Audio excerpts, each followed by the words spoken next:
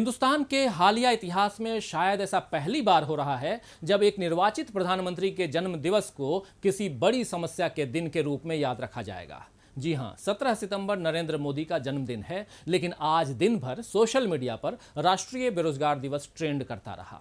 मोदी जी के जन्मदिन पर युवाओं की तरफ से विरोध प्रदर्शन बीजेपी मीडिया सेल को नागवार गुजरा होगा, लेकिन यही सच है कि देश के बेरोजगार युवा प्रधानमंत्री से नाराज हैं और अपनी नाराजगी को दर्ज कराने के लिए आज के दिन को राष्ट्रीय बेरोजगार दिवस के रूप में मनाने का युवाओं ने फैसला किया। तो जो प्रधानमंत्री बार बार इस देश को अब तक बताते आए हैं कि पिछले 70 साल में इस देश में कुछ भी नहीं हुआ, वही प्रधानमंत्री आज जब खुद 70 साल के हुए तो उनके जन्मदिन पर भी रिकॉर्ड कायम हो गया। तो बड़ा सवाल यह है कि बीता 70 साल बनाम 70 साल के पीएम मोदी के कार्यकाल में कितने खुश हैं देश के युवा। नमस्कार, हमारी राय में आपका इस्तकबाल करता हूं, स्वागत करता हूं। मैं हूं राजीव।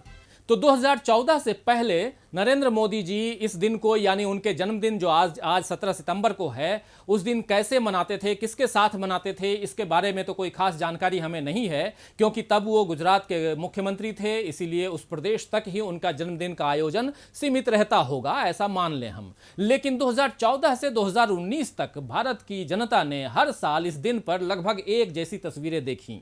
आपको याद होगा कि मोदी जी अपनी वृद्धा मां का आशीर्वाद ले रहे हैं, उनकी मां उनका मुंह मीठा करा रही हैं या उनके साथ खाना खा रही हैं और उन्हें शगुन के रूप में कुछ रुपए या और कुछ दे रही हैं। लेकिन इस बार मोदी जी और उनकी मां की इस ढंग की अद्भुत तस्वीरें लेने का सौभाग्य मीडिया को नहीं मिल पाया, क्योंकि कोरोना और संसद के मानसून सत्र के कारण मोदी जी अपनी मां से मिलने गांधीनगर जो है नहीं जा पाए।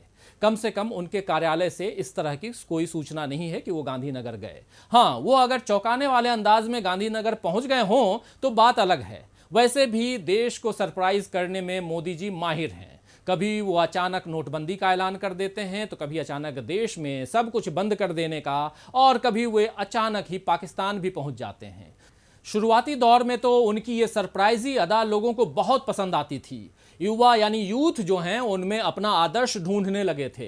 बच्चों के लिए तो बाल नरेंद्र की चरित्र कथा गढ़ी ही इसीलिए गई थी क्योंकि कम उम्र से बच्चों को उनका मुरीद बना दिया जाए। लेकिन अब ऐसा लग रहा है कि मोदी जी की हर हर मोदी, घर घर मोदी वाली छवि अब बिखर रही है। देश का युवा देख रहा है और समझ रहा है कि केवल लच्छेदार बातों और लुभावने नारों से पेट नहीं भरने वाला, जिंदगी नहीं चलती इससे, और न ही देश चल सकता है। सत्ता में पहली बार आने के लिए मोदी जी ने युवाओं पर अपनी पकड़ मजबूत बनाना शुरू कर दी थी। आपको याद होगा कि उन्होंने 2013 में दिल्ली के Shri Ram college of commerce में युवाओं को संबोधित करते हुए कहा था कि राजनीतिक दल भले ही युवाओं को न्यू एज वोटर मानते हों, लेकिन मैं तो युवा वर्ग को यानी यूथ को न्यू एज पावर मानता हूं।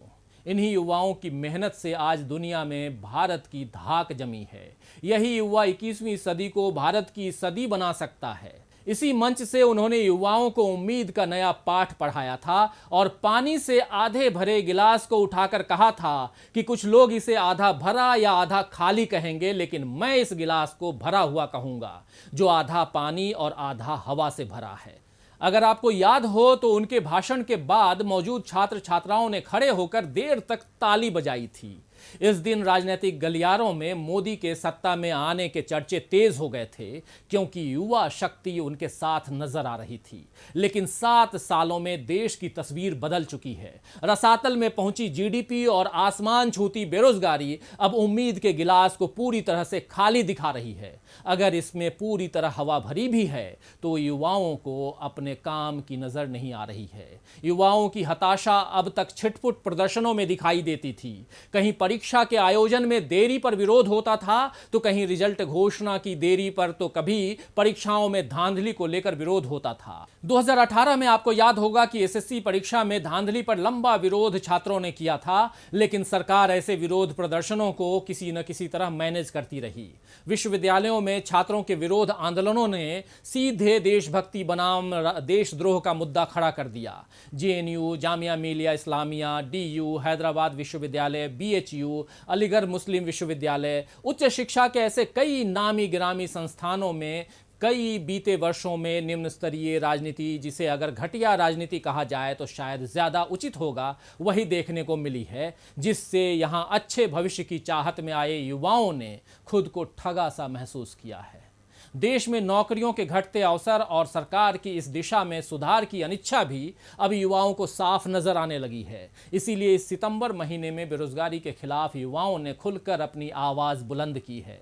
पहले 5 सितंबर को शाम 5 बजे 5 मिनट के लिए ताली थाली बजाई, फिर 9 सितंबर को 9 बजे 9 मिनट के लिए लाइट बुझाकर दिए जलाए और अब 17 सितंबर को मोदी जी के जन्मदिन को राष्ट्रीय बेरोजगारी दिवस के रूप में युवा मना रहे हैं।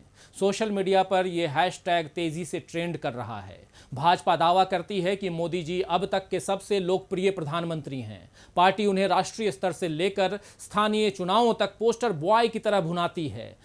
इस बार 14 सितंबर से 20 सितंबर तक मोदी जी के जन्मदिन के उपलक्ष्य पर भाजपा सेवा सप्ताह मना रही है। शायद पार्टी इस बात को अनदेखा करना चाहती है कि जिनकी लोकप्रियता का दम वो भरती है, उनके जन्मदिन को बेरोजगारी जैसी राष्ट्रीय समस्या के साथ इतिहास में दर्ज कराया जा रहा है। लेकिन शायद वो इस बात से भी वाकिफ ही होगी कि ऐसी अनदेखी भाजपा के लिए ही नुकसानदायक है।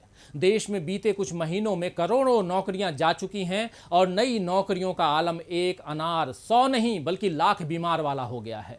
आंकड़े बताते हैं कि सरकारी पोर्टल पर नौकरी पाने की इच्छा से करीब 1 करोड़ से अधिक लोगों ने अपना पंजीकरण यानी रजिस्ट्रेशन कराया है, लेकिन केवल 1,77,000 नौकरियां ही उपलब्ध हैं। बिहार में रोजगार चुनावी मुद्दा बन चुका है। आपको पता ही है कि बिहार में इसी साल चुनाव है, आखिर में अक्टूबर नवंबर में। राजद यानी राष्ट्रीय जनता दल ने बेरोजगारी हटाओ पोर्टल शुरू किया है, जिसमें दावा है कि इस पर 9 दिन के भीतर ही 5 लाख से ज्यादा रजिस्ट्रेशन हो चुके हैं। उधर उत्तर प्रदेश में तो ग्रुप बी और सी की नौकरियों के लिए संविदा पर नौकरी का फैसला लेकर सरकार ने बता दिया है कि उसकी दिलचस्पी केवल मंदिर निर्माण में है, युवाओं के बेहतर भविष्य में तो बिल्कुल नहीं है। सरकार ने तय किया है कि 5 साल के कॉन्ट्रैक्ट पर काम कराया जाएगा। इन 5 साल में हर 6 महीने पर एक टेस्ट लिया जाएगा, जिसमें कम से कम 60% अंक पाना अनिवार्य होगा और इसके बाद ही स्थायी नौकरी के मौके मिलेंगे। इस व्यवस्था के खिलाफ आवाज उठ रही है, लेकिन सरकार शायद ही किसी की सुने, जैसा कि अभी तक नहीं हुआ। गुजरात में भी इसी तरह फिक्स पे सिस्टम लागू हुआ था, जिसे अदालत ने न्यूनतम वेतन के नियम का उल्लंघन वाला बताया था। बहरहाल राष्ट्रीय बेरोजगारी दिवस पर युवा अपनी हताशा और निराशा प्रकट कर रहे हैं। सरकार क्या संसद में इस पर चर्चा करेगी या पकौड़ों के घोल में इसे भी मिलाकर राजनीति को नया स्वाद देगी? तो आज के लिए बस इतना ही। देखते रहिए डीबी लाइव। नमस्कार।